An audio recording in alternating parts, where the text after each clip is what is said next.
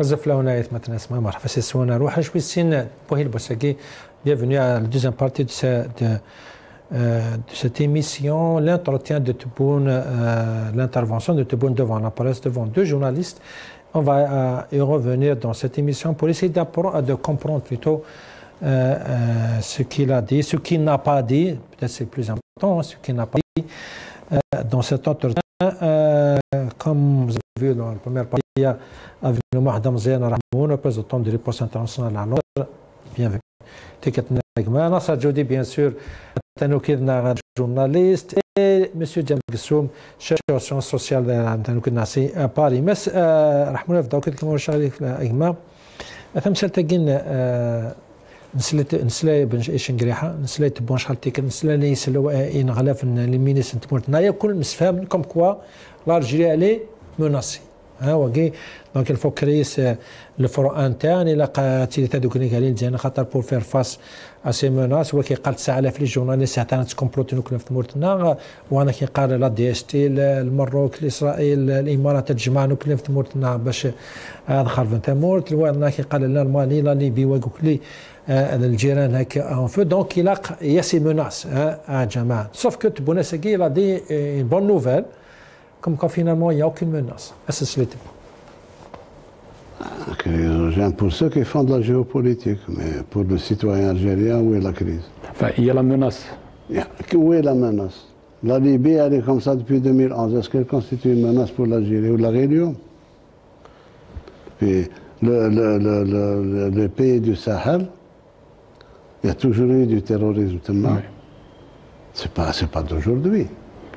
وكان يقول لك الجزائر معزوله مش معزوله مي جوستومون بارابول حنا طلبوا منا نعاونوهم ما طلبوش نعاونوهم احنا حدودنا محميه ما فيش مشكل ما هو كان بروبليم on ne sent pas du tout la crise d'encerclement ولا بس محمد مزار رحمون توفي مغارس كوني مناسيك دونك الفو كري سو فرو انترن الى قوك نجمعوا كذا وذا فياكي باش نقابل هذا وناقي puisque apparemment c'est le discours officiel hein, depuis toujours on est menacé on a des ennemis ça fait pas longtemps que Semané il avait parlé de ça comme quoi on fait face à beaucoup de défis à beaucoup de menaces mais voilà monsieur Tebboune le président de la République il a un autre avis comme quoi on n'a aucun problème aucune menace aucun ennemi l'Algérien il n'a pas à se sentir menacé c'est un discours d'apaisement pour ne pas faire peur à la population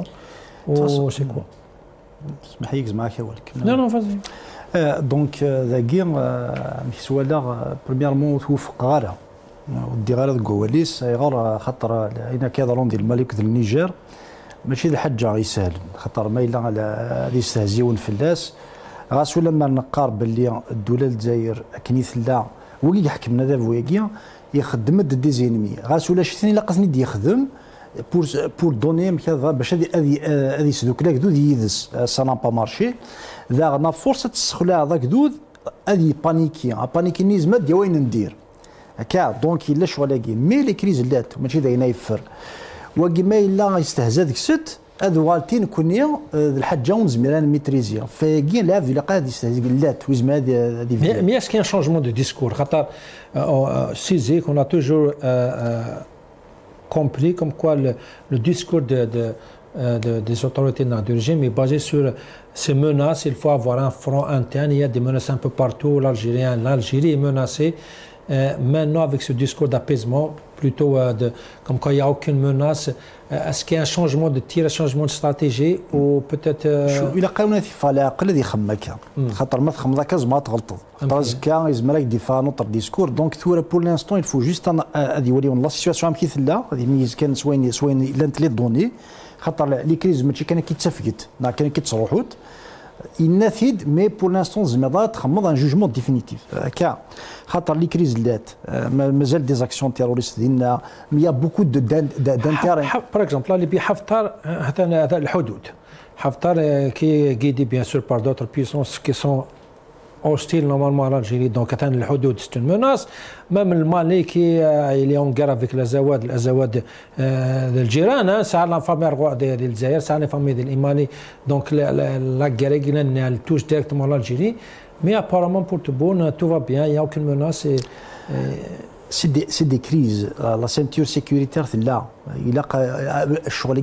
C'est pour ça qu'il y a eu des changements, même à un moment donné. Au niveau de la tête, l'institution militaire. Exactement. Donc, il y a un estifر. Mais nous connaissons à ce que les crises qui la قصدي دفن مشارة فروت سله الناس المغاولة كان غالا parce que ça nous arrange pas. Ça arrange pas les intérêts de notre pays premièrement et les intérêts des autres pays. Deuxièmement. ثانيا en termes de puissance خاطر ما تصورد الديسكور de l'ennemi extérieur des fois même تصورد الانحراف الصوت même حقار إسرائيل etc. Je pose une simple question. L'un des lobbies les plus puissants des Américains, c'est l'AIPAC. L'AIPAC, c'est un soutien d'Israël. Mais là, Israël, c'est l'objectif premier de l'Israël. Est-ce qu'elle ne va pas influencer la politique américaine? Est-ce que les Américains ont des relations? C'est-à-dire les ennemis. Ce qu'on appelle la puissance des pays la puissance de ceux qu'ils appellent réellement Irsemen. Est-ce que le discours est cohérent? Parce que certainement, il y a des priorités pour chaque pays du monde. Normalement, c'est nos priorités. La première priorité, c'est qu'on est dans le sous-continent nord-africain, on est stable avec tous nos voisins. C'est une priorité. C'est sûr que l'Algérie, au niveau africain, n'est pas isolée. On a des relations avec d'autres pays africains, on a des relations avec des pays européens. Mais on la région. Parce que quel que soit un exemple, tu veux faire un échange commercial avec un pays africain, mais باش تروح dans le pays africain, il a par exemple transport de marchandises. Il a تعدي le Mali, mais le Mali, il va t'interdire l'espace aérien. Comment on va échanger? C'est pour ça qu'il est important, le sous-continent, les pays nord-africains, en bonne relation pour que tu puisses être à l'aise. C'est sûr que l'Algérie n'est pas isolée, mais il est de ton intérêt économique et stratégique de ne pas avoir des conflits, aucun foyer de tension. Pour ce qui est des principes, c'est tout à fait normal de défendre les principes innés. Le droit des peuples à l'autodétermination. Mais en utilisant des méthodes après c'est normal. Le droit, nous sommes pour le droit international. On défend ce droit, mais ce n'est pas une raison qu'on nous pointe du doigt d'utiliser des méthodes qui ne cadrent pas avec nos principes. Très bien. Mais c'est parce que l'incohérence, la contradiction, on a peut-être un changement de tir, mais on a toujours saisi les ministres, les journaux, tout le monde parle des menaces qui visent l'Algérie. On est menacé un peu partout, il faut un front interne. La semaine passée, il a parlé de ça, les défis, les menaces, plusieurs fois. Mais apparemment, Segui, il dit comme quoi finalement, non, on n'a aucune menace, l'Algérie n'a pas à s'inquiéter et que tout va bien. Est-ce que la cohérence, c'est une nouvelle stratégie, c'est une nouvelle réalité? Nouvelle stratégie, plutôt l'incohérence saline, parce que la stratégie, c'est la stratégie, avec les déclarations en mai 2024. Et là, يعني زمرضة غالض رئيس تبون محيطنا أصبح بمثابة البحر الهائج. وقي c'était mai 2024, l'année passée. Donc il parle d'un environnement qu'il a qualifié à un océan agité par rapport à l'environnement de notre pays. Et là, bien sûr, dire depuis 2011, la Libye, il n'y a rien qui a changé, c'est très inquiétant. Parce que sur le terme sécuritaire, les gens qui sont dans ce domaine, qu'ils soient militaires, non sécuritaires, ils connaissent très très bien la dangerosité de ce qui se passe en Libye. Pas seulement ce qui se passe en Libye, mais aussi ce qui se passe dans le Sahel, parce qu'on a des frontières avec ces pays. Donc, on ne peut pas dire que la situation elle est normale. La situation elle n'est pas normale. Et dire que, alhamdoulilah, les frontières, nos frontières sont sont protégés, il n'y a aucun problème. Oui, les Algériens, bien sûr qu'ils aimeraient que leurs frontières soient protégées. Les Algériens, ils sont nationalistes, ils aiment leur pays, ils vont protéger leur pays. Mais pas avec cette façon de gérer le pays, pas avec cette politique. On ne peut pas parler, défendre les droits des peuples qui sont opprimés. Il a parlé bien sûr du peuple Sahara al-Gharbia et le peuple aussi palestinien, et faire le contraire quand il s'agit de son peuple, les Algériens. On ne peut pas, parce qu'un journaliste, il essaye de décortiquer, il essaye de comprendre, de se poser les vraies questions. Et pour revenir donc à ce qu'a dit Jamal Gessoum, moi je ne suis pas là pour faire le procès des journalistes qui sont 3 journalistes qui ont mené l'entretien à Salim. Il y avait 2 journalistes francophones et un journaliste arabophone. La question aussi qu'on s'est posée, c'est que pourquoi Majid Tebboune répondait souvent en français? Est-ce que son message était destiné à l'étranger, alors qu'on est en train de dire qu'on va changer le français avec l'anglais? Donc les Algériens se posent la question,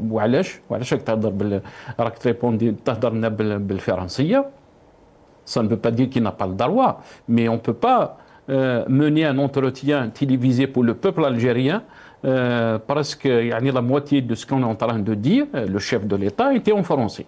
Ça, c'est une autre question. Mais je ne suis pas, j'ai pas mené le procès, bien au contraire. Moi, je suis posé sur la question du travail d'un journaliste, sur cette noble profession que le journaliste doit faire son travail. Quand il s'agit des chiffres, il doit poser les vraies questions et tout ça. Sinon, je sais que les conditions, on connaît très bien. Et donc, quand il n'y a pas ces libertés, quand il n'y a pas une vraie élite qui est, si on peut dire, autorisée à faire son travail, s'il n'y a pas une vraie opposition qui essaye d'aider, si on peut dire, parce que même au Royaume-Uni, là où on est résident à Salim, il y a ce qu'on appelle shadow حكومة الظل أمشي دقارة حكومة الظل elle est là pour critiquer donc la gestion du pays, elle est là pour critiquer les ministres, le Premier ministre, et nous malheureusement on veut seulement ce régime, ce pouvoir, il veut que gérer un pays, il veut pas qu'il y ait de critiques. Il te dit tout va bien, alhamdoulilah, nahnu al-awwalin fi kull shay. L'Algérie est en train d'avancer à pas sûr dans tous les domaines, qu'elle soit économique, qu'elle soit sociale, au niveau sanitaire, au niveau de l'éducation. Alors dans ce cas-là, pourquoi nos médecins partent à l'étranger, partent en France, partent dans d'autres pays? Pourquoi nos ingénieurs partent? Pourquoi les Algériens, les jeunes Algériens partent de ce pays? Est-ce que c'est une question de mal de vivre? Est-ce que c'est une question de moyens? On ne s'est pas posé les questions. On dépense beaucoup d'argent pour former les gens, après on les déforme. On se dit, on va construire ce pays. On va le construire avec quoi? Avec le batata, l'adès ou l'oubia. Qu'est-ce que tu vas construire? Très bien, très bien. Monsieur Jamal Gessoum, j'en viens à vous. Toujours la question de la menace, parce que moi, personnellement, je n'ai pas compris la situation maintenant que l'Algérie est en train de vivre. Est-ce que vraiment on est menacé au point, on en a parlé, le Qanoun al-Tabi'a, il faut se mobiliser, il y a des menaces un peu partout. L'Algérie est menacée des Houdoud, bien sûr, sur nos frontières, le sud, dans l'est, bien sûr l'ouest, sans en parler.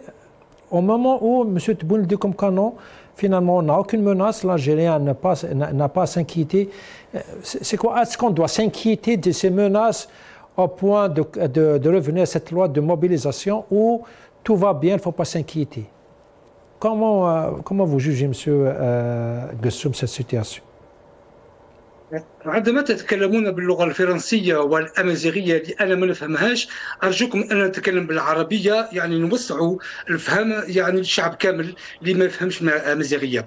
أولا أقول باللي سيد الرئيس غلط في التحليل، هذا ما نظنش كان يكون تحليل يعني مدروس، أن يقول باللي الجزائر ما في أزمة أمنية في حدودها. الأزمة في ليبيا نتكلم عليه من 2010، وزيادة على جنوب في المالي، بوركينا فاسو والنيجر. إذن هذا كلام غير معقول. الجزائر المستهدفة، نعم الجزائر المستهدفة، وإذن القوة الداخلية هي أول حاجة لتمنع يعني تخفف على النقص الأمن الجزائري. في هذا الظروف كلام يعني غير مدروس، وهذا الكلام أقول يعني بكل صراحة وفي اعتقادي أن الرئيس ما كانش حاضر باش يقول هذا الكلام، لأن هذا كلام غير معقول وغير مفهوم. حتى الشعب يقول منذ سنوات يقولوا الجزائر مستهدفة واليوم ما في مشاكل، يعني هذه حاجة غير معقولة.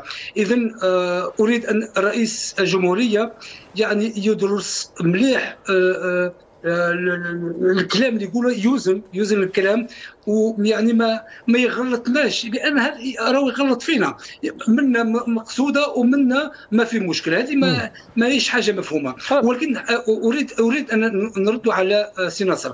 عندما سي ناصر يقول باللغه الفرنسيه لي جورناليست نون با في لور ترافاي، لا سي ناصر ارجوك تسمح لي، هذا هجوم على الصحفيين. اذن يعني أنت صحفي تفهم باللي عندك يعني راك محدود في كلامك، حتى ولو كنت تشتغل يعني في المغربية. إذن الصحفيين اللي موجودين في المرادية يعني نحترموا باللي عندهم حدود. أنت عندك حدود، أنا عندي حدود، وهما موجود عليهم حدود. Monsieur Gussoum, d'abord, c'est une émission français-kabyle, c'est pour ça qu'on est en train de parler français-kabyle, sinon c'est pas un problème. Vous pouvez parler en arabe, l'arabia, القبيلية، ماشي مشكل. بصح Gussoum, d'abord pour ce qui est de vous me dites comme quoi le fait que de nier ces menaces, c'est un danger pour l'Algérie. Maintenant, je n'ai pas compris, monsieur Gussoum. Vous me dites comme quoi le fait de donner des chiffres erronés, c'est un danger pour l'Algérie. Le fait de parler comme ça, d'avoir des conseillers qui te mal conseillent, c'est un danger pour l'Algérie. Le fait de parler de non-menaces, c'est un danger pour l'Algérie. Puisque vous, depuis le début, vous me dites comme quoi tout ce qu'il dit, comme chiffres, comme information, comme détail, ça il est mal conseillé par ces soi-disant conseillers. Et maintenant, pour ce qui est des menaces, il est encore mal conseillé parce qu'on est menacé sur plusieurs fronts, mais finalement, donc, tout ce que Tebboune dit, c'est une menace pour l'Algérie. Est-ce qu'on peut le dire ça? Est-ce qu'on va oser dire comme quoi, M. Tebboune, tout ce que vous dites, tout ce que vous faites, c'est un danger pour l'Algérie? Peut-être il faut laisser la place à quelqu'un qui peut dire la vérité aux Algériens. لا أرفض هذا الكلام. أقول باللي السيد الرئيس في بعض مجالات ما يعرفش المواضيع، وإذن يتكلم بدون ما يدرس. لا أقول باللي الرئيس هو يعني الخطر في الأمن القومي الجزائري، لا أقول هذا الكلام، ولكن أقول يا سيد الرئيس عندك الناس خالصين يعني باش ينصحوك، اختار الناس اللي يعرفوا يخدموا. ولكن هي الكلام اللي صحيح اللي قلتها، يمكن الرئيس يكون خطر للامن القومي ولو كان لا يختار الانسان يعرف المجال نتاعو. نعطيكم مثال بسيط. عنده نورمالمون ان كونسيي في الدبلوماسيه، من اللي عينوه ما سمعنا به، يعني هذا ما هيش حاجه معقوله. والله ما فهمتش البلاد هذه، ما فهمتهاش. يعني هذا هو كما فهمتهاش مسيو قسم، سي سكو رانا نقولوها بزاف من الجزائريين يقولوا هكا، يعني كيفاش يمشيوا الجزائر بطريقه غير مفهومه، وهذا هو الخطر. ماش نهضروا على النيات، دونك النيات حاجه اخرى، يعني النيه تبون مليحه ولا ماشي مليحه، والنيه تنزيق صحيح. النيه خلينا نتجنب. صحيح. لا صحيح، النية ما هيش النية اللي باش تكون الجزائر. أعطيك صح. يعني النية هي قاعدة من القواعد.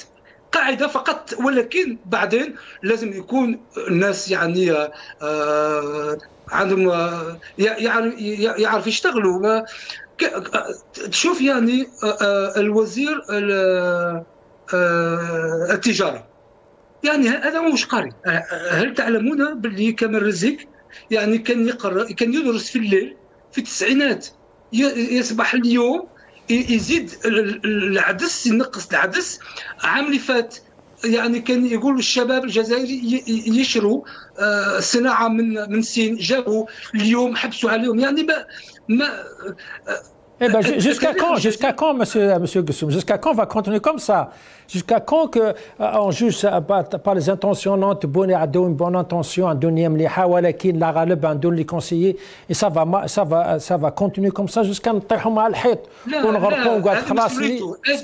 لا اقول هذا الكلام، اقول باللي رئيس الجمهوريه مسؤول امام الشعب الجزائري. لم يعني نوزع المسؤوليه في الناس اللي ما يعرفوش يخدموا.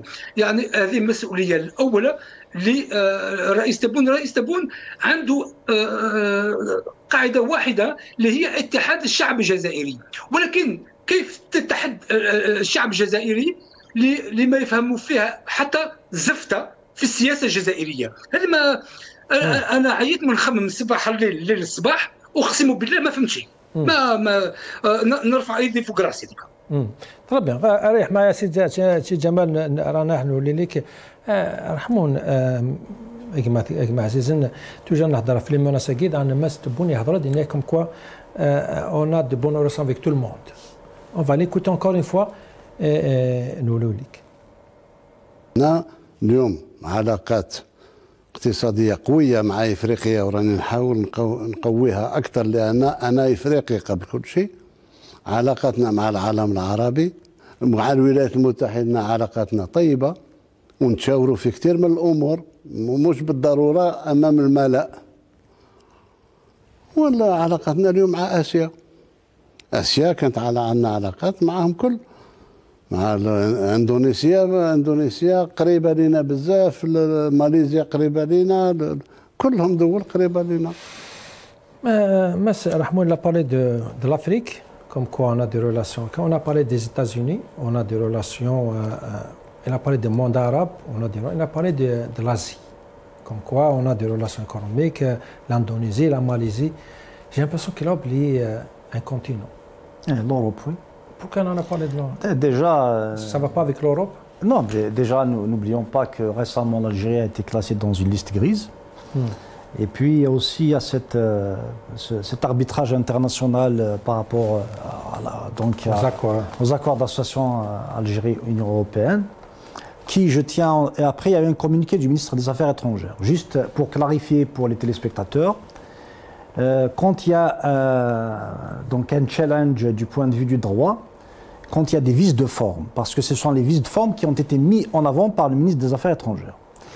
Les vices de forme. On va écouter le communiqué, une partie du communiqué des ministres des Affaires étrangères, je reviens à vous. Dans sa lettre, le ministre d'État a tenu à exprimer la surprise de la partie algérienne face à la décision européenne hâtive et unilatérale de clore à la phase des consultations et de déclencher une procédure arbitrale, alors même que seules 2 réunions de consultation ont été tenues sur une courte période de 2 mois et que 6 des 8 contentieux soulevés par la partie européenne étaient en voie de règlement. Ahmed Attaf a souligné que rien dans l'évolution des consultations constructives et sereines ne justifiait une interruption aussi abrupte du dialogue, d'autant que la partie algérienne avait présenté des propositions concrètes sur les 2 autres points de divergence. الأوروبيين لم يستسيغوا المقاربة الجزائرية والدعوة الجزائرية لتأسيس لشراكة وفق للمنفعة المتبادلة، والأوروبيين لم يستسيغوا لحد الآن أن الجزائر اليوم، جزائر 2025 تختلف عن جزائر ربما 2002 و2003 و2005 أين أبرم اتفاق الشراكة وتم البدء في تنفيذه. الجزائر الآن أكثر قوة، حقق لديها مديونية صفرية، الجزائر لديها شراكات وأكثر من شراكات، لديها أوراق رابحة. On dirait que l'Europe a oublié que le Jazair Jadid n'est plus celle d'avant. Est-ce que le fait que Tebboune n'a pas cité l'Europe, c'est exprès, il sait de quoi il parle ces accords d'association, même si ils sont désavantageux par rapport à l'Algérie, on va se perdre dans cette position sur le plan économique, mais n'empêche que le différend maintenant il doit être arbitré. Le ministre des Affaires étrangères a soulevé les vices de forme, dans le communiqué. Mais pourquoi je dis ceci? Lorsqu'il y aurait un arbitrage, ces vices de forme vont être bien sûr mis en avant par la partie algérienne. Mais dans l'arbitrage, il y aura la question de fond. Si l'Algérie a tort, elle a tort. Ça sur le plan légal. Donc ça ne sert à rien de faire de la démagogie, etc., etc. Tout ça, c'est des discours dont Mais est-ce qu'on est en crise avec l'Europe même? On ne peut pas appeler ça de crise, il s'agit d'un arbitrage, ce n'est pas une crise. Mais pourquoi n'a pas cité l'Europe en tant que parti? On a de bonnes relations avec, puisqu'il a parlé de la ça, je ne peux pas mettre dans la tête de Tebboune, mais normalement, l'Europe est un partenaire, ok? Mais je ne peux pas me mettre dans sa tête, parce que ce qui est sûr et certain... Ça peut être un message, non? Ça peut être un message, oui, en effet, ça peut être un message, mais je parle d'une manière objective que ce n'est pas une crise. Il y a un arbitrage. Les vices de forme soulevés par le ministre des Affaires étrangères, ils feront partie effectivement de cet arbitrage, mais ce n'est pas les vices de forme qui vont faire la différence. C'est le fond du problème. Ça, sur le plan légal. Et puisqu'on parle de ça aussi, il ne faut pas oublier aussi que l'Algérie a été mise dans une liste grise. Certains vous disent... Une liste noire par rapport à l'Union européenne. Voilà, donc il parle... blanchiment d'argent. Oui, il y a aussi des pays, il n'y a pas que l'Algérie déjà, il y a la principauté de Monaco, etc. Mais ça a été pris mal. Mais il ne faut pas oublier que les Émirats arabes unis ont été à un moment donné dans cette liste, après ils sont devenus dans une autre liste. Donc c'est des orientations, mais certains vous disent que c'est l'influence de l'extrême droite un peu partout en Europe. Même si c'est ça, il faudrait tenir en considération le changement de tout ce qui... Quelqu'un qui veut comprendre le monde et trouver sa place, il doit tenir en considération de tous les changements. Il doit être préventif, il doit comprendre pour ne jamais se faire piéger, premièrement. Deuxièmement, cette attitude de changer de partenaire, ou de vouloir changer de partenaire, de faire des 180 degrés, ça ne donne pas confiance aux autres pays, même les pays qui ne connaissent pas l'Algérie. Parce que quand on veut avoir un partenaire économique, quelqu'un que vous connaissez, un partenaire économique que vous connaissez, vous pouvez toujours travailler, mais quand vous découvrez quelqu'un de nouveau, il faut un temps de confiance. Donc même ceci peut décourager les autres. Et regardez maintenant, j'ai vu des articles en Chine, comment qu'ils décrivent la situation en Algérie. Il y a des Chinois aussi qui se disent que... Mais pour l'Algérie, on est toujours dans le non-alignement. On est bien avec les États-Unis, on est bien avec la Russie, on est bien avec la Chine. Et ça, pour eux, c'est un point positif et ça montre la force de l'Algérie. On est amis avec tout le monde et personne ne peut imposer quoi que ce soit sur nous. Et c'est ça le discours officiel. C'est un discours creux. Pourquoi? Parce qu'au jour d'aujourd'hui, certaines puissances veulent un monde multipolaire. C'est-à-dire principalement, si vous voulez, 3 pôles, tripolaires, tout simplement. Donc le non-alignement, en fait, sur le plan pratique, on va prendre les échanges commerciaux entre l'Algérie et les pays dits non alignés, vous allez être surpris. Il n'y a pas beaucoup d'échanges. Ça, premièrement, les échanges militaires, il n'y a pas beaucoup d'échanges. Les échanges humains, il n'y a pas beaucoup d'échanges. Maintenant, prendre position politique, je ne condamne pas la Russie quand elle agresse l'Ukraine, je condamne Israël quand elle agresse l'Iran. Tout ça, ça veut dire que quelque part, c'est pas ça le non-alignement. Le non-alignement, ça c'est des positionnements politiques, mais qui ne reflètent pas le non-alignement. Le non-alignement, ça doit être économique. Il doit y avoir des échanges commerciaux. C'est une alliance contre... Bien sûr, mais il représente quoi réellement dans le monde d'aujourd'hui? Ça, pendant les années 70, les années 50, les années effectivement 60, 70, on parlait, mais sur le plan réel, effectif, est-ce qu'il y a des échanges économiques, militaires, humains, etc. Maintenant, avoir des positionnements politiques, je suis ami des États-Unis, je suis ami de la Russie, je suis ami... Oui, mais c'est pas ça le non-alignement réel. Le non-alignement, c'est des politiques avec des pays, c'est-à-dire même quand il s'agit de prendre position sur des questions, les pays des non-alignés, voici ce qu'ils pensent. C'est une position commune. Voilà, regardez, maintenant on est en train, voilà, par exemple, les pays occidentaux se sont organisés dans le G7, n'est-ce pas? Et encore, il y a les pays de l'OTAN. On remarque qu'il y a des blocs qui sont organisés, structurés. Mais les pays des non-alignés, ils font quoi? Ils font rien du tout. Ils n'existent plus, quoi. Bien sûr, sur le plan politique, ils ne représentent rien. S'il y avait des échanges économiques, un bloc, ils opéraient ensemble, etc. D'accord, mais on voit leur présence. Ça, c'est juste un discours creux. Très bien. Nassar, d'abord, la remarque que beaucoup ont fait quand il a cité les pays ou les continents, les régions dont l'Algérie a de bonnes relations. Il a cité l'Afrique, bien sûr, il dit comme qu'on on a encore des échanges économiques avec les pays africains, avec le monde arabe, avec les États-Unis, bien sûr. Il a dit comme qu'on a de bonnes relations. Il a parlé de l'Asie, inclut la Chine, l'Indonésie, la Malaisie, la Russie. Sauf qu'il n'a pas cité l'Europe. C'est un message, c'est un nom, il a oublié. C'est quoi ta lecture, Sinas? D'abord, juste pour répondre à la Jamal, quand il s'exprime en arabe, il donne l'impression que nous ne voulons pas s'exprimer en arabe. Alors que c'est faux. C'est une émission, tu l'as rappelé, Selim Belli, c'est une émission de 2 heures qui est donc une émission d'1 heure qui était prévue pour Tamazirt et l'autre émission en français. On invite Jamal en français, il s'exprime en français. S'il veut qu'on l'invite, bien sûr, dans d'autres émissions en arabe, marhaba bih.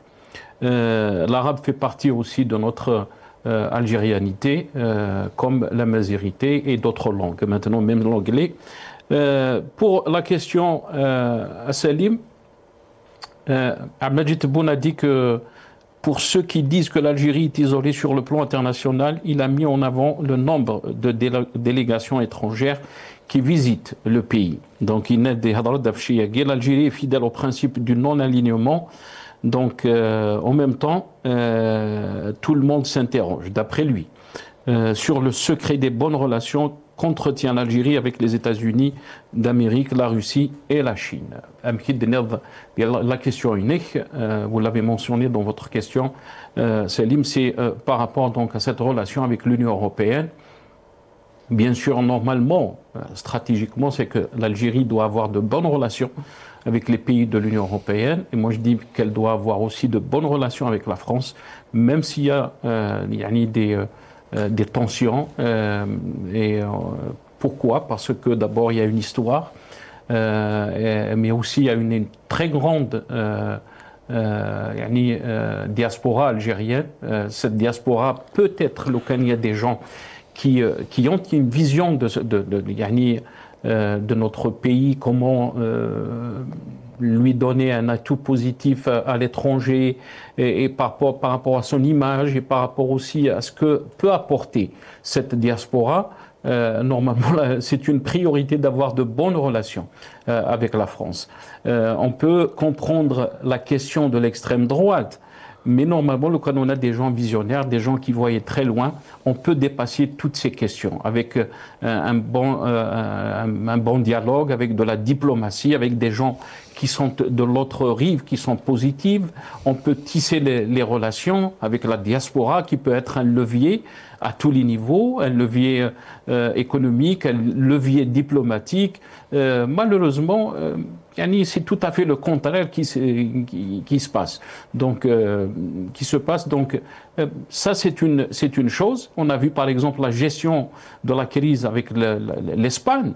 On a commencé à insulter l'Espagne, on est allé presque à rompre les relations diplomatiques avec l'Espagne. Pourquoi? Parce que l'Espagne a changé de position par rapport donc à la question du Sahara occidental. On a vu 2 ans comme ça, on a perdu de temps, sans arriver à aucun résultat, puisque l'Espagne n'a pas changé son avis. La même chose s'est passée avec la France, malheureusement. Qu'est-ce que cette politique va nous amener comme résultat? Rien. Pourquoi? Parce qu'on ne peut pas avoir une diplomatie de Tarnent. On ne peut pas gérer un pays en essayant d'avoir des tensions avec d'autres pays et dire voilà, alhamdoulilah, l'Algérie est souveraine, l'Algérie peut faire face donc à la France. On ne gère pas comme ça les pays. On ne gère pas un pays comme on gère une maison ou comme on gère une daïra ou une wilaya. L'Algérie est un pays, l'Algérie a une histoire et malheureusement on n'a pas de bonnes relations avec tout le monde. C'est pas vrai. On a vu les États-Unis. Bien sûr, mais si on revient à la centre Alger, l'Union européenne. Ce message de Tebboune, c'est par rapport à quoi? C'est pour dire comme quoi vous êtes contrôlé par l'extrême droite, ou pour dire comme quoi ces accords, cet arbitrage, cette liste noire que notre Algérie a été mise, est-ce que c'est ça? C'est pour montrer son désaccord avec ces décisions européennes? Est-ce que ça peut passer? Ou c'est une pression sur l'Europe pour revenir sur ces décisions? La question de l'Europe, de l'extrême droite, oui, elle est là. C'est un fait, Salim. Mais le problème, par exemple, prenons juste un exemple de Bruno Retailleau. Bruno Retailleau n'était pas connu dans la scène politique française. Il est devenu connu grâce à l'Algérie. On a tout fait dans la presse algérienne par le biais des responsables algériens, à leur tête Al-Majid Tebboune, qui n'arrêtait pas d'insulter Retailleau, de parler de Retailleau, de montrer du doigt de Retailleau. À la fin, il est devenu une personnalité la plus aimée en France. Et peut-être même en 2027, où il y aura des élections présidentielles en France, peut-être même le prochain président. Et ça rentre dans la vision diplomatique, parce que maintenant, tu l'incites demain, peut-être, elle va devenir président, ça sera vraiment difficile de regagner une relation normale. Absolument. Et c'est ce que je dis, c'est qu'il n'y a pas de stratégie de gestion, il n'y a pas de stratégie, il n'y a pas une vision. Ni sur le plan interne, sur la gestion économique, la gestion sociale, la gestion des institutions, l'éducation, la santé, tout ça. Il n'y a pas de vision, il y a juste de la parlotte. On annonce des chiffres, on dit alhamdoulilah, le Jazair Quwa Dhariba dans tous les domaines et tout ça, mais il n'y a pas, cette réalité n'existe pas sur le terrain. Le peuple algérien ne vit pas ce que disent les responsables algériens. Quand Tebboune parle d'une situation économique, quand Tebboune dit alhamdoulilah, l'Algérie va devenir la deuxième ou la troisième puissance économique, les Algériens se posent la question. Il y a beaucoup de difficultés à Salim. Même il y a des Algériens qui étaient du Hirak se posent la question, est-ce que l'ère de Bouteflika n'était pas meilleure? Les Algériens étaient peut-être plus libres, on ne va pas dire mais ils étaient plus libres, ils s'exprimaient, les partis politiques n'étaient pas menacés de dissolution, les chefs de parti n'étaient pas menacés d'emprisonnement. Donc cette évolution du tout sécuritaire, de la répression, bride l'Algérie à tous les niveaux, qu'il soit économique, qu'il soit social, qu'il soit en termes d'éducation, qu'il soit en termes d'activité syndicale, qu'il soit en termes de médias, de journalistes, et même en termes de vision, d'image de notre pays à l'extérieur, en termes de diplomatie. Comment peut-on... Est-ce qu'on a une vision sur 20 ans, 25 ans, sur 30 ans? Mais qu'est-ce? Chaque jour, comment il vient?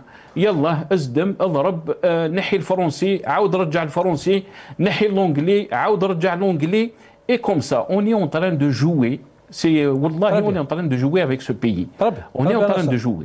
Monsieur Djemal Ghessoum, j'en viens à vous par rapport à cette relation avec tout le monde, la bonne relation avec tout le monde. Apparemment, je ne sais pas si c'est un oubli ou c'est fait exprès, il n'a pas cité l'Europe, il a cité tous les continents, l'Asie, l'Afrique, les États-Unis. Mais l'Europe, malgré que c'est les pays les plus proches de l'Algérie.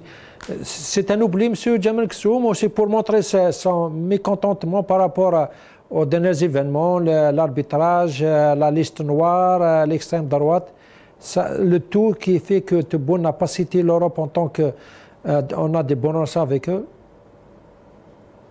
D'abord, je voudrais répondre à ce que vous avez dit. Si j'ai voulu m'adresser en arabe, c'est parce que j'ai souhaité d'abord m'adresser au plus large possible des Algériens qui comprennent l'arabe, les Kabyles qui comprennent l'arabe, etc. C'est que moi, je me suis senti gêné de ne pas pouvoir réagir à ce qu'a dit par exemple M. Améziane, donc je ne peux pas lui refaire le reproche, et donc je n'ai pas pu réagir sur ses propos. Et donc, me sentant quelque peu de côté, j'ai voulu élargir le champ, il ne s'agissait pas d'autre chose. Maintenant, par rapport à ce qu'a dit Sinas, je retiens 3 choses. D'abord, votre question sur la question de l'Europe, oui, évidemment que c'était pas vraiment le moment de citer l'Europe comme étant un partenaire avec ce qui se passe actuellement. Peut-être aurait-il dit, s'il était stratège, il aurait dû citer des pays européens, non pas forcément l'Europe, des pays européens qui commercent et qui ont de bonnes relations avec l'Algérie, il y en a beaucoup. Donc c'est cette stratégie qu'il aurait dû faire. Ensuite, je pense que sinon, ça confond cause et conséquence. C'est-à-dire que dans ce que dit Sinas, il part du postulat que la presse algérienne aurait attaqué M. Rataillot, qui se serait fait connaître à partir de ce prisme-là, simplement en oubliant que l'agresseur n'est pas l'agressé. L'Algérie s'est faite agresser, elle a répondu avec les moyens qu'elle avait, mais l'Algérie est agressée et ce n'est pas l'agresseur. Donc j'aimerais juste que l'on mette les choses dans leur perspective. Il y a la droite et l'extrême droite en France, bien entendu, mais tout à l'heure, Sinas disait que... Non, mais ce point, monsieur, je m'excuse. Non, mais je m'excuse. Je réponds, je termine. Juste ce point de l'extrême droite et Retailleau, puis vous pouvez continuer, mais sauf que le problème avec Retailleau, il a parlé en tant que Premier ministre. L'Algérie, elle aurait dû répondre au gouvernement français, à Macron peut-être, puisque je représente tous les Français, mais de fait d'attaquer une seule personne en la personne de Retailleau qui a donné cette popularité, qui a donné un second souffle à Retailleau, il a réussi à prendre la tête de son parti, peut-être il a même la popularité pour devenir président. C'est ça peut-être l'erreur de l'Algérie, c'est d'attaquer une personne au lieu d'attaquer, si elle peut attaquer, le régime français, parce que c'est une décision du gouvernement français. C'est ça peut-être le point où il y a beaucoup de critiques. Je partage cette analyse et merci d'avoir dit le régime français, parce que c'est tellement rare. Et donc, ce que je disais, c'est que Sinas, tout à l'heure, disait qu'on n'a peut-être pas les gens d'un certain niveau au niveau de l'État et du gouvernement algérien. Je voudrais juste lui dire que du côté français, et j'y suis né, il n'y a pas les gens du même niveau non plus. Alors, on a évidemment nos carences, des carences et des déficiences qui sont incommensurables. Ça, c'est une évidence. Mais nous n'avons pas les interlocuteurs idoines avec un certain niveau en France pour pouvoir régler ce problème autrement. Mais je suis d'accord avec vous, Salim, qu'il aurait peut-être mieux valu, je n'y avais pas pensé d'ailleurs, peut-être mieux valu avoir un discours de hauteur entre présidents directement. Le président Tebboune aura dû appeler directement et plutôt que de s'attaquer à M. Retailleau. Vous avez probablement raison. Sauf que c'est avec les problèmes, avec les erreurs que se succèdent, c'est un problème, c'est comme vous dites. Oui, non, je suis d'accord. Il y a beaucoup d'erreurs qui sont en train de se... Oui, on ne peut pas tout coller à l'Algérie. Je dis qu'il faut être juste. Moi, je le dis de la manière la plus claire. Je ne peux pas être plus transparent que cela. Je dis que sur la plupart des points, l'Algérie est en deçà de ce qu'elle devrait être. Et ceci à tout point de vue. Mais je dis simplement qu'il y a des faits qui démontrent que l'Algérie est pour le coup victime. Moi, je ne suis pas pour la victimisation, mais cette attaque frontale pour des élections internes françaises sans que le président Macron n'intervienne, en gros, si je vous devais faire une synthèse, on n'aurait pas de patron en France et on n'aurait pas de patron en Algérie. C'est ça que ça veut dire. Parce que le président Macron, il aurait dû remettre à sa place. Ça fait des mois qu'on dit que c'est le ministre de l'Intérieur et c'est pas le ministre des Affaires étrangères. Nous avons aussi, et il faut nous regarder en face pour faire évoluer les choses, nous avons ce même problème en Algérie. Très bien. Monsieur Mohamed Mzane Rahmoun, je veux bondir vers un autre sujet parce qu'on n'a pas beaucoup de temps. Et M. Tebboune a parlé des mercenaires à nos frontières. On va l'écouter et je reviens à tout. لي مناس ولا نستعمل هذه ولا معاشق انا مالي ما نديرهاش ماهوش من طبعنا وماهيش من فلسفتنا احنا عندنا حسن الجوار سي حسن الجوار انا مأمن به انت ماكش مأمن به داك شغلك انا المهم تعدى على الحدود راني هنا الباقي طلب مساعدة نساعدك باش نفرض عليك احنا لما جات الامور في الجد روسيا اصدقاء ولكن قلنا انا قلتها شخصيا رئيس الجمهورية الجزائرية الديمقراطية الشعبية قلت ما نقبلش المرتزقة في الحدود نتاعنا هذا ما كان وهذه هي هذه هي القرار تاعنا. Mais à l'heure actuelle, il n'y a pas de La solution est chez eux, elle n'est pas chez moi. La solution est chez les Maliens. S'ils veulent régler leurs problèmes avec une entente في بعضهم بعض, l'unité nationale, etc. شغلهم. مثلا حمون commentaire. Pour ce qui est sûr et certain que les groupes Wagner, personne n'en veut, il a raison sur ça. Est-ce que vraiment Wagner a quitté la région? C'est ça le problème, c'est ça la question qui se pose. Parce que il y a un organisme qui représente l'État russe et beaucoup de sources insistent pour dire comme quoi 70 à 75% des membres de Wagner sont inclus dans cet organisme. Oui, bien sûr. Mais sur le plan de la responsabilité, ce n'est pas la même chose. Maintenant, les autorités russes peuvent être complètement accusées de vraiment. Mais n'empêche que même avec Wagner, ils ont une responsabilité. Ce qu'ils ont fait en Centrafrique et ce qu'ils ont fait aussi au Soudan. Il n'y a pas qu'en Centrafrique. Beaucoup accusent des puissances. Mais il a dit comme ça, c'est l'Algérie qui a influencé la Russie pour retirer au moins le nom de Wagner de nos frontières. Écoutez, ce qui est sûr et certain, l'Algérie a, je me souviens vraiment à plusieurs reprises, mis des critiques acerbes par rapport au groupe Wagner. Et peut-être que la Russie, c'est possible. Hein. Ça, c'est pas écarté. Mais si on revient un petit peu en arrière, M. Lamamra, l'ancien ex-ministre des Affaires étrangères, l'avait dit comme quoi, la journaliste de France 24, elle avait dit que voilà, les mercenaires de Wagner, lui, il a dit comme quoi nous, on n'utilise pas ce mot mercenaire. On n'est pas d'accord sur le mot de mercenaire. Ça veut dire comme quoi pour eux, Wagner, ce n'est pas des mercenaires. Mais où est-il, M. Lamamra, maintenant? Donc je pense qu'il Mais il parle de la politique algérienne, c'est pas, oui, il parle pas de lui-même. Mais c'est une grande erreur de la part de Lamamra. Un groupe mercenaire est un groupe mercenaire. Parce que le groupe Wagner, si vous allez le prendre tel qu'il est, la composition de ces hommes, d'où ils sont, il y a des prisonniers pratiquement qui ont prédétenu. Ils leur ont promis des choses.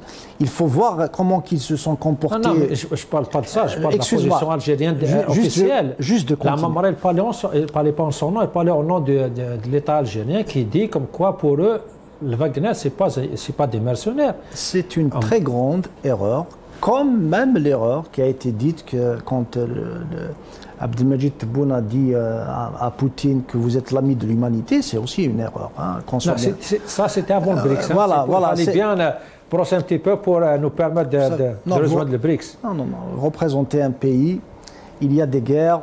Poutine, il a agressé un pays, qu'on le veuille ou pas.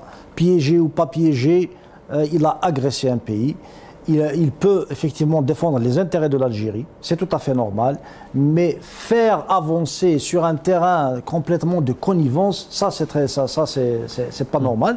Quant à la Mamra, c'est une erreur monumentale en tant que ministre des Affaires étrangères de dire que le groupe Wagner n'est pas un groupe mercenaire, c'est un groupe de mercenaires.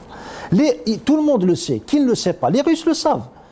Maintenant, c'est comme si vous allez sortir des criminels, vous leur donnez des tenues et vous leur dites allez-y, faites ceci, faites cela, après on peut vous pardonner. Il y a des documentaires qui sortent. Regardez même son chef qui a été assassiné, est mort dans soi-disant un accident d'hélicoptère. Regardez cette déclaration, vous allez savoir qui vous avez affaire. Très bien. Là, parce qu'on n'a pas beaucoup de temps, j'aimerais avoir ton avis sur cette diplomatie.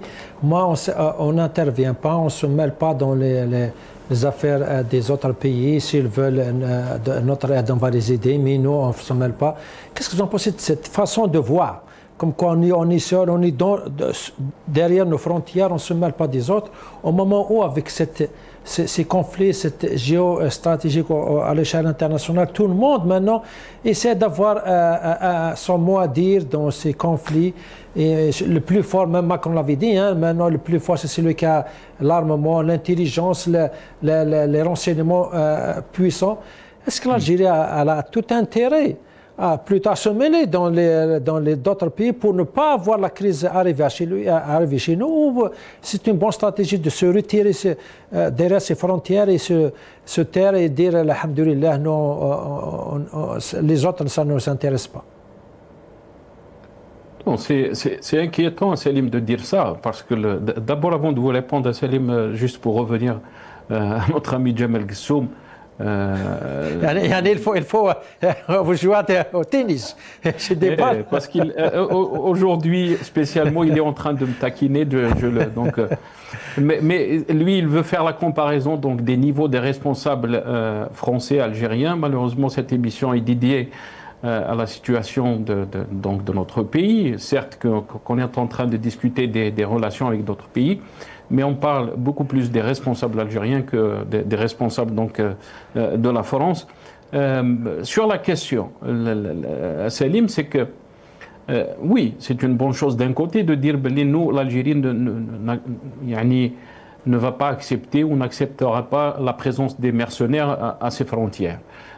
Parlons donc du Mali, mais de l'autre côté aussi, quand on parle de la Libye, c'est des dizaines de milliers de mercenaires, malheureusement. Et l'Algérie n'a pas pu jouer un rôle par rapport à la question libyenne, qui est très importante pour la sécurité de notre pays. Pourquoi? Parce que il y a une frontière qui est conséquente, il y a des groupes armés, il y a beaucoup de pays qui sont en train de jouer dans cette question libyenne, et l'Algérie est absente. Quand on voit des pays comme les Émirats arabes unis, la Turquie, l'Égypte et d'autres pays aussi, d'autres puissances, qui sont en train de faire la pluie et le soleil dans ce pays, l'Algérie, elle est où dans tout ça? Et on a vu ce qui s'est passé, par exemple, à Tegentourine en 2013. En Algérie. Donc, si on n'arrive pas à anticiper, si on n'arrive pas à voir des services qui sont à la hauteur des défis qu'il y a maintenant. En 2025, on a vu par exemple la dernière guerre en Iran, comment les Israéliens ont pu pénétrer dans ce grand pays et faire une usine de drones. Ce n'est plus les chars, ce n'est plus, ça veut dire les guerres maintenant, les menaces sont technologiques, sont d'une sophistication extraordinaire. Si on n'arrive pas à suivre cette évolution de la technologie, si on n'arrive pas à suivre les défis de ce monde qui est en train de changer à une vitesse extraordinaire, on passera à côté. L'Algérie est un grand pays. Les services de sécurité sont le fait de leur donner des moyens, le fait qu'ils jouent un rôle. Mais malheureusement, ce qui se passe en Algérie ces dernières années, c'est cette instabilité à la tête des services de sécurité inquiète au plus haut niveau. On arrive à avoir par exemple un responsable qui dure une année, tout de suite il est limogé, on ne sait pas ce qui s'est passé, des rumeurs qui sortent qui disent peut-être il s'est retrouvé en prison, un ancien des services, le général Hassan, qui était emprisonné du temps de Gaïd Salah, qui s'est retrouvé à la tête des services. Donc cette instabilité au niveau de nos services, mais aussi au niveau de notre armée, qui doit être donc l'avant-garde pour faire face à tous les défis sécuritaires qui entourent notre pays. Cette instabilité au sein de ces institutions inquiète, elle est très inquiétante à Salim. Et malheureusement, quand vous parlez avec des gens qui sont spécialisés dans la sécurité, ils vous diront que on est très en retard, on n'est pas en avance et on ne peut pas fonctionner avec une aqliya, une façon de faire les choses, des années 70, des années 80, alors que nous vivons dans un monde de 2025 qui est en train de changer à une vitesse extraordinaire, pas seulement extraordinaire en termes de vitesse, mais aussi en termes d'agressivité. Très bien. Monsieur Djamal Ghessoum, je vous donne la dernière parole. Il me reste 1 minute. Juste, je veux savoir votre avis. Est-ce que vous partagez la peur et la crainte de beaucoup d'Algériens sur l'avenir du pays avec cette gestion? On ne parle pas de qui est le responsable. Maintenant, le responsable, chacun pourra l'analyser. Mais est-ce que vous avez peur du lendemain de l'Algérie? Qu'est-ce que vous en pensez? En 1 minute, s'il te plaît. En 1 minute, je ne suis pas dans l'angélisme, donc oui, je suis inquiet. Alors, je ne vais pas répondre encore aujourd'hui, sinon ça. Non, vous gardez la balle, si vous te la jetez, vous la gardez. Alors, voilà, il n'y a pas de problème. Non, voilà, donc oui, je suis relativement inquiet. J'ai des choses à dire. Si Salim, tout à l'heure, vous avez fait dire quelque chose au président Tebboune qu'il n'a pas dit. Vous avez dit, et vous avez utilisé le mot, le président a dit qu'il avait influencé. Non, il n'a pas dit ça. Il a dit qu'il avait pris position en tant que président de la République. Ensuite, le frère Hamzian a parlé il y aurait une connivence entre l'Algérie et la Russie. En gros, ils auraient dû prendre parti pour l'Ukraine dans le conflit. Si Hamzian, l'Algérie a une doctrine depuis l'indépendance et c'est la même. Donc, on ne prend pas parti dans un conflit. Si les deux parties nous appellent pour être médiateurs, on peut jouer le rôle de médiateur. Sur la question des mercenaires, je terminerai là. La question des mercenaires, elle s'analyse aujourd'hui à travers la Russie. N'oubliez pas que à l'époque de la guerre avec l'Irak, en 2003, ce sont des centaines de milliers de personnes de la société privée payées par la CIA et le FBI américain. Donc, les États-Unis ont utilisé aussi des mercenaires en 2003. Voilà ce que je voulais dire. Magnifique. Merci beaucoup à Seyed Djamal Ghessoum, chercheur en sciences sociales à partir de Paris. Bartek Saha. Barakallahu ala al-mudakhala. تنميتك كما سينا صدجو داك شكراتا سيك معززن هذا نغمس تنمية مقاطع كما هذا اللي ما نقدرنا صوتا سلام سي محمد مزيان رحمون ريبريزونتون دو ريبريزونتون سا دي دي لون داك شكراتا سيك ما تنمية مقاطع ديك الصحة انا كنت نتمنى كون شكرات خاص ميرسي بوكو d'avoir partagé ce moment avec nous. Inch'Allah, je vous donne rendez-vous demain. En tout cas, Inch'Allah, je vous remercie. السلام عليكم.